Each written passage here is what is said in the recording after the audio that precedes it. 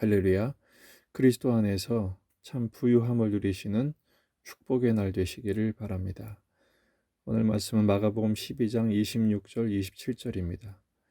죽은 자가 살아난다는 것을 말하신대 너희가 모세의 책 중 가시나무 떨기에 관한 글에 하나님께서 모세에게 이르시되 나는 아브라함의 하나님이요 이삭의 하나님이요 야곱의 하나님이로라 하신 말씀을 읽어보지 못하였느냐. 하나님은 죽은 자의 하나님이 아니요 산 자의 하나님이시라. 너희가 크게 오해하였도다 하시니라. 아멘. 본문에 계시된 주님은 어떤 분이신가? 산 자의 하나님이십니다. 지금도 살아계신 부활의 하나님이십니다. 이번에는 사두개파가 예수님께 질문을 합니다. 사두개파 사람들은 부활이 없다고 믿는 사람들입니다. 한 손에는 오경을 들고 한 손에는 부와 권력, 기득권을 쥐려는 사람들이죠. 그들에게 있어서 신앙은 현실 문제의 해결 수단 이상이 아니었습니다. 부활이 없다는 그들이 이런 질문을 합니다. 맏형이 후사가 없이 죽으면 동생이 그 형수와 결혼을 해서 후사를 잇게 해줘야 되는 당시 풍습이 있었습니다. 그것을 계대 결혼법이라고 하죠. 칠형제가 있었는데 말째까지 갔고 결국은 모두가 죽고 형수까지 죽게 됐다는 것이죠. 그러면 마지막 때 이 여인은 누구의 아내가 되겠습니까? 라는 질문인 것입니다. 주님은 이 질문에 대하여 탄식하시면서 두 가지 그들의 무식함을 꼬집으십니다. 첫째, 성경도 모른다는 것이죠. 둘째, 부활에 대해서도 무지하다는 것을 폭로하십니다. 성경도 모르는 그들에 대하여 25절에 부활하게 되면 우리는 천사와 같이 된다라는 것이죠. 시집도 가지 않고 장가도 가지 않는다라는 것입니다. 사람이 죽은 자 가운데 살아날 때는 하늘에 있는 천사들과 같다. 장가도 아니 가고 시집도 아니 간다. 다시 말해 새 창조의 세계 하나님 나라는 남녀 성차별이 있지 않다는 것입니다. 이 세상의 삶의 연장선상에 있지 않고 결혼도 없고 죽음도 없는 새로운 세상, 영원한 세계가 펼쳐짐을 말씀하고 있는 것입니다. 그리고 26절에서 바로 부활에 대하여 말씀하실 때 조상들의 하나님을 설명하고 있습니다. 아브라함의 하나님, 이삭의 하나님, 야곱의 하나님을 소개하죠. 유대인들에게 있어서 아브라함의 하나님, 이삭의 하나님, 야곱의 하나님은 매우 중요합니다. 하나님의 언약의 당사자들이기 때문에 그렇습니다. 근데 중요한 것은 아브라함과 이삭과 야곱이 이 땅에선 죽었지만 하나님 곁에 살아있다고 유대인들은 다 믿고 있었습니다. 실제로 나사로의 이야기에서 이 나사로는 아브라함의 품에 안겼다 표현되어 있죠. 아브라함은 지금도 살아있는 것입니다.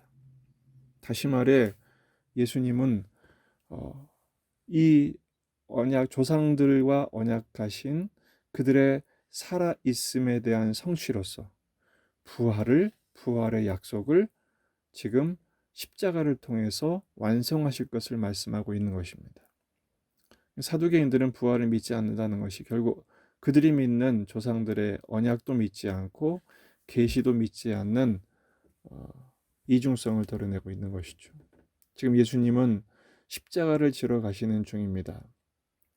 십자가의 죽음을 거치셔야 되지만 반드시 부활하실 것에 대한 운명을 지금 설명하고 있는 것입니다. 오늘 말씀은 두 가지 질문을 우리에게 확인케 합니다. 첫째, 예수님의 부활을 믿습니까? 지금도 살아계셔서 부활하심으로 말미암아 임재하시고 동행하시고 우리를 인도하심을 믿으십니까? 예수님은 지금도 살아계셔서 우리를 사망의 권세에서 자유케 하시며 이 세상의 삶 속에서 승리케 인도하실 줄로 믿습니다. 두 번째는 우리의 부활도 믿는가라는 것입니다. 여러분, 우리도 부활하게 될 것을 믿습니까? 그렇습니다. 예수님의 부활하신 것처럼 우리도 부활하게 될 것입니다. 그러나 이것은 죽은 뒤의 부활만을 말하지 않습니다. 오늘의 삶 가운데에서도 그 예수님의 부활의 생명력이 우리 속에 있어서 낙심천만한 삶의 현실 가운데서도 믿음을 갖고 소망을 잃지 않으며 사랑으로 살아갈 수 있는 용기와 은혜로 인도하신다는 것입니다. 예수님의 운명은 곧 우리의 운명이 됩니다. 예수님의 부활은 곧 우리의 부활이 되는 것입니다.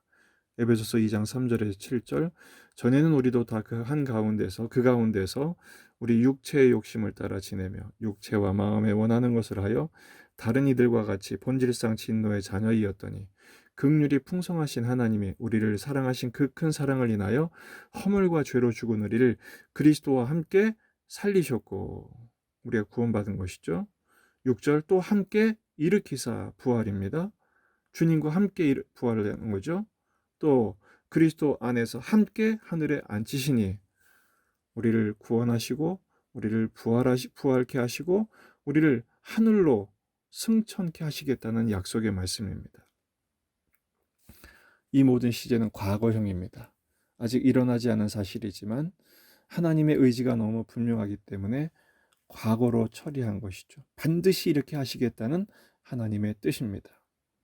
그러므로 사두개파처럼 어리석은 질문을 하지 말고 현실에 매몰되어 낙심하지 말고 지금도 살아계셔서 우리와 함께 계시고 임재하시며 동행하시고 인도하시는 주님의 은혜로 주님과 함께 오뚜기처럼 다시 일어나는 부활신앙의 제자들이 되시기를 바랍니다.